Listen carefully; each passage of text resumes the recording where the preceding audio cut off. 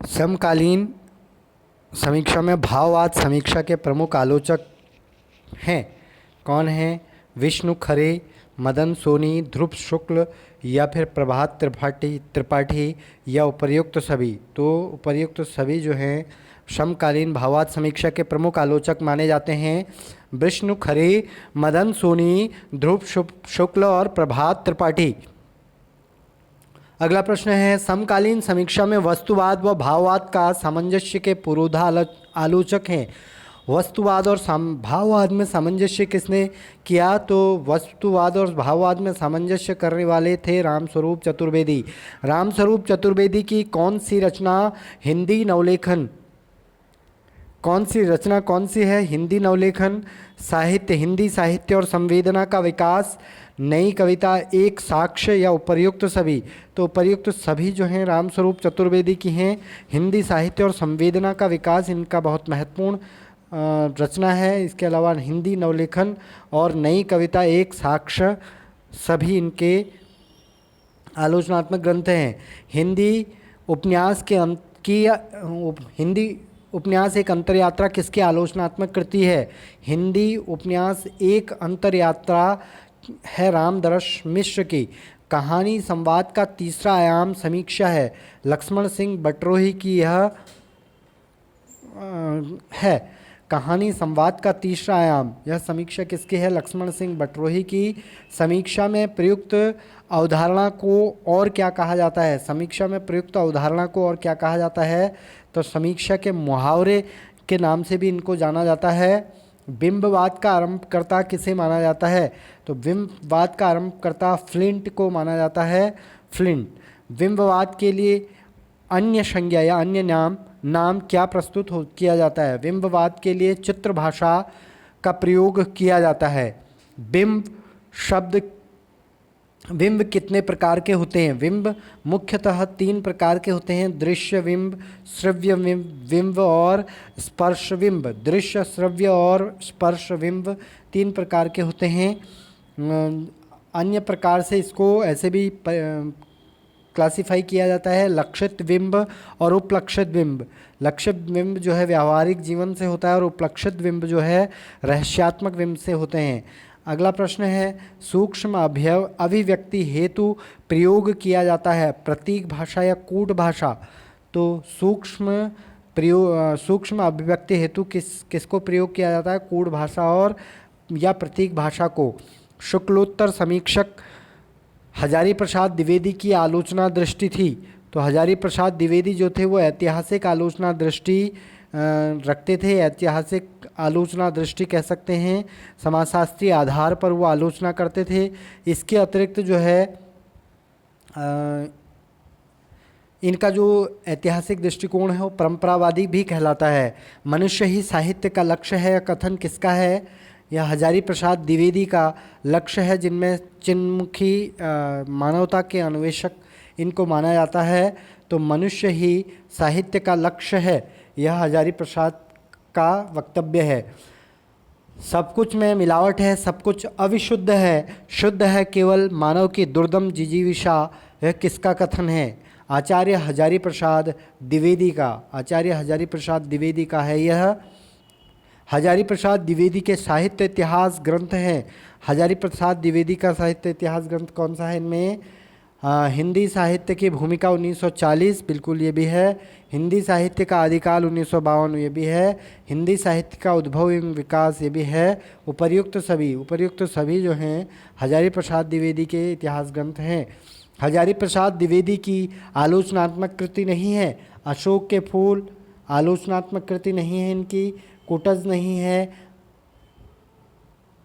आलोक पर्व नहीं है, या उपर्युक्त सभी हजारी प्रसाद द्विवेदी के हैं। देखिए,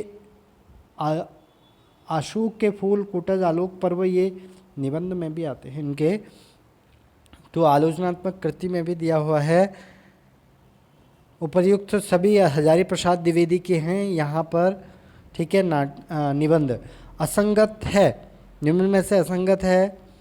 हजारी प्रसाद द्विवेदी के निबंध और प्रकाशन काल: कल्पलता 1951, विचार और वितर्क 1954, विचार प्रवाह 1959 या सभी सुमेलित हैं। तो ये सभी सुमेलित हैं। ये सभी आचार्य हजारी प्रसाद द्विवेदी की रचना है। कल्पलता 51, विचार और वितर्क 54, विचार प्रवाह 1959।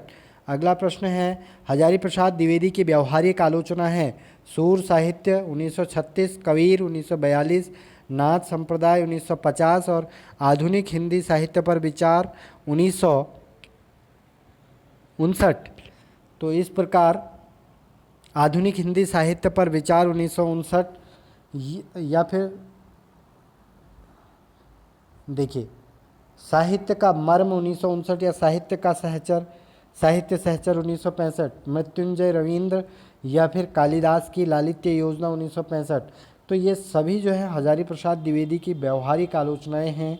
एक बार और देख लेते हैं। सूर साहित्य 1936, कबीर 1942, ख नाथ संप्रदाय 1950 या आधुनिक हिंदी साहित्य पर विचार 1959, साहित्य का मर्म 1959 और साहित्य सहचर 1965, मृत्युंजय रविंद्र और कालिदास की लालित्य योजना 1965। उपर्युक्त सभी, तो उपर्युक्त सभी जो हैं द्विवेदी जी की आलोचनात्मक कृति हैं। उत्तर आधुनिक आलोचना में प्रचलित मुहावरा भदेश का क्या तात्पर्य है? तो भदेश का मतलब क्या है? रचना में केवल शिष्ट व श्लील प्रसंगों का ही प्रयोग न हो, बल्कि कई घटनाएं जुगुप्सा उत्पन्न करने वाली भी होती हैं। तो इन्हीं प्रसंगों की साहित्यिक अभिव्यक्ति को भदेश कहा जाता है। अगला प्रश्न है, समकालीन मुहावरा लेखक की मृत्यु या आलोचक की मृत्यु का क्या अर्थ है? तो लेखक की मृत्यु या आलोचक की मृत्यु जो है ये रचना के अर्थ निर्धारण के लिए लेखक या आलोचक को महत्व न देकर पाठक को महत्व देने से है। अंतर पाठ्यता मुहावरे का क्या अर्थ है? रचना में जीवन की प्रसिद्ध बातों को संदर्भ के रूप में शामिल करना अंतर पाठ्यता कहलाता है। रचना में जीवन की प्रसिद्ध बातों को संदर्भ के रूप में प्रस्तुत करना या शामिल करना अंतर पाठ्यता कहलाता है। एक पक्षीय कथानक के स्थान पर कई कथानकों को जोड़ते हुए कथ्य को आगे बढ़ाना किस मुहावरे की ओर इंगित करता है? तो इसको बोलते हैं डबल कोडिंग, मतलब दो दो कहानियाँ चलती हैं उसमें। पेस्टिच, कथानक को जानबूझकर तोड़ना। समक्षीकरण, परस्पर विरोधी संदर्भों का सामंजस्य किस आलोचना काल के मुहावरे हैं? पेस्टिच और समक्षीकरण किस आलोचना काल के मुहावरे हैं? तो देखिए ये समकालीन समीक्षा के मुहावरे हैं। पेस्टिच का अर्थ है कथानक को जानबूझकर तोड़ देना और समक्षीकरण का अर्थ है परस्पर विरोधी संदर्भों का सामंजस्य बैठाना। परस्पर विरोधी संदर्भों का सामंजस्य बैठाना। अनेकार्थता, एम्बिग्यूटी, एक ही भाषिक रचना का एक साथ कई अर्थ धारण करना आलोचना मुहावरे का के प्रवर्तक कौन है? तो विलियम एमसन ने एम्बिग्यूटी जो मुहावरा है इसके फाउंडर हैं वो। उम्मीद के विरुद्ध कार्य होना किस आलोचना मुहावरे को व्यक्त करता है? उम्मीद के विरुद्ध कार्य होना विडंबना या क्लिंट ब्रुक्स द्वारा दिया गया है, जो विडंबना इरोनी नाम से इसको जाना जाता है। उम्मीद के विरुद्ध कार्य होना जो है विडंबना मुहावरे के द्वारा व्यक्त होता है। विरोधाभास अलंकार विडंबना ही होता है। अनुभूति की और अभिव्यक्ति के बीच का तनाव मुहावरा तनाव के प्रवर्तक हैं। तो एलन टेट ने तनाव मुहावरे को प्रस्तुत किया। विसंगति बोध, लघु मानवता तथा भोगा हुआ यथार्थ मुहावरा किस समीक्षा काल के हैं? तो नई समीक्षा के। प्रवाह चेतना शैली, प्रत्यावलोकन शैली, प्रभुत्व कामना व जिजीविषा किस समीक्षा में प्रचलित थे? मनोवैज्ञानिक समीक्षा में। प्रगतिवादी समीक्षा के मुहावरे हैं